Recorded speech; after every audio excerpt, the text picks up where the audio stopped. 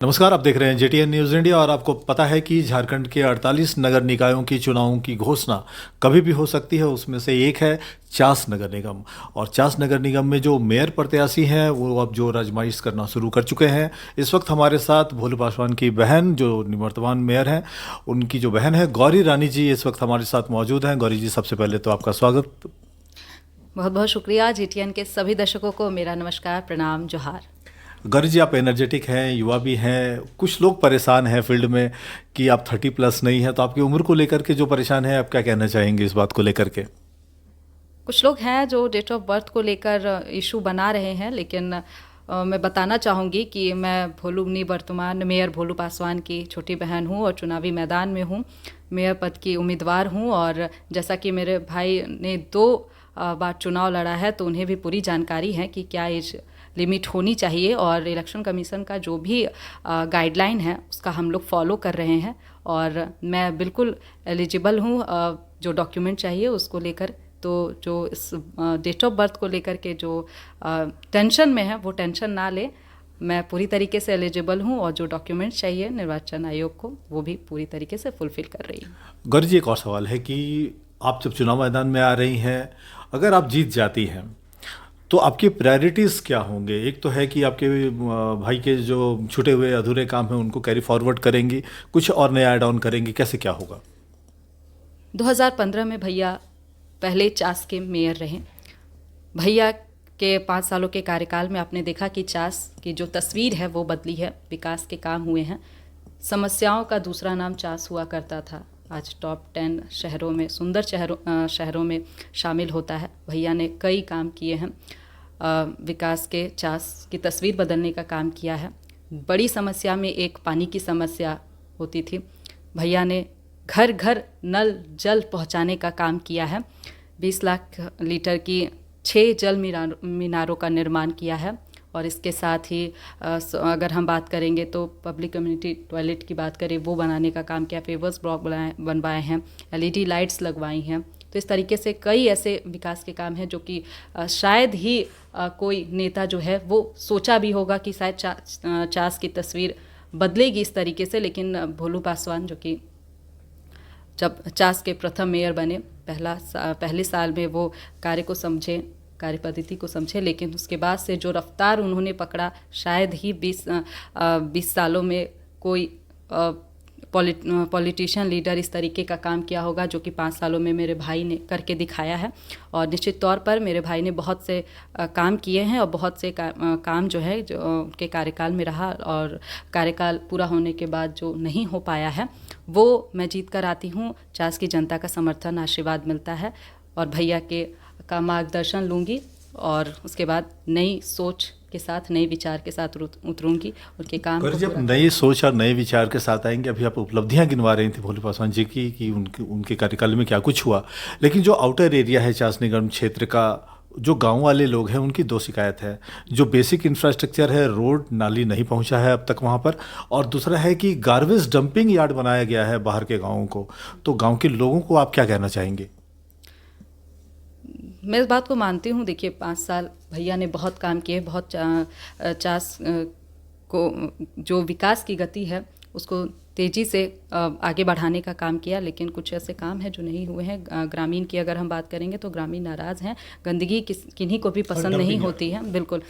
और लेकिन हम वेस्ट ट्रीटमेंट प्लांट जो है वो उसकी तैयारी में लगेंगे सबसे पहले, मतलब ताकि कचरे का निस्तारण का जो है वो व्यवस्था हो जाएगा। हाँ बिल्कुल हो जाएगा। और इसके ये तो होगा ही, लेकिन उसके साथ ही जो ग्रामीण नाराज़ है उन्हें भी मैं रोज़गार से जोड़ने का काम करूँगी।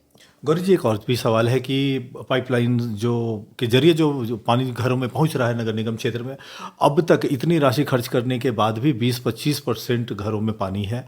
अभी भी एक बड़ा तबका ऐसा है जो नल से जल की आस में है। क्या आश्वासन देना चाहेंगे ऐसे लोगों को?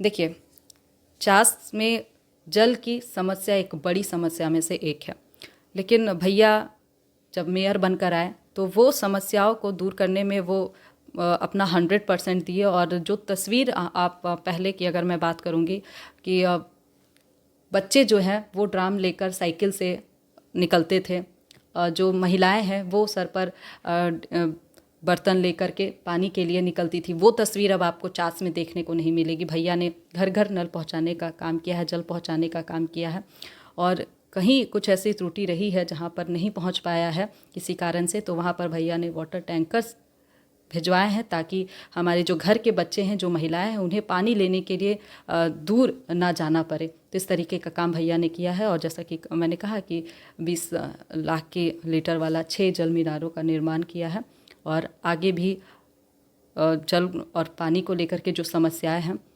उसको वो दूर हो। गौरी जी, एक और सवाल है कि उनका जो टर्नओवर था और आपका जो टर्नओवर होगा, तो क्या हम ये मान करके चलें कि आपके समय में कुछ नया इनिशिएटिव होगा उनके कामों को आगे बढ़ाने के बाद? तो क्या कुछ आप करने जा रही हैं हेल्थ को लेकर या एजुकेशन को लेकर? बिल्कुल, भैया ने अपने कार्यकाल में जो काम किए हैं वो सभी जानते हैं, लेकिन कुछ ऐसे मैंने पहले भी कहा कि कुछ ऐसे काम हैं जो कि अधूरे हैं, उसको पूरा करना है। और मेरा जो विज़न है, जिस विज़न के साथ मैं चुनावी मैदान में हूँ, चास की जनता का अपना हॉस्पिटल हो। क्योंकि आप देखेंगे कि यहाँ पर हॉस्पिटल की अगर हम बात करते हैं तो मुस्कान के मेमोरियल, बड़े हॉस्पिटल की बात करेंगे तो BSL आता है, लेकिन मैं सरकारी हॉस्पिटल अपनी चास की जनता को देना चाहूँगी। और इसके साथ ही मेरा जो विज़न में है वो है CBSE सरकारी स्कूल। हमारे जो चास के बच्चे हैं, जो कारो के बच्चे हैं, वो CBSE स्कूल में पढ़ेंगे, ये मेरे विज़न में होगा। इसके साथ ही वेस्ट ट्रीटमेंट प्लांट मैं लगवाऊंगी, जिससे कि जो गंदगी से जो ग्रामीण परेशान है, जो आउटर एरिया के जो लोग परेशान हैं, वो उनको उस परेशानी से तो निजात मिलेगा ही, लेकिन मैं उनको भी रोज़गार से जोड़ने का काम करूंगी।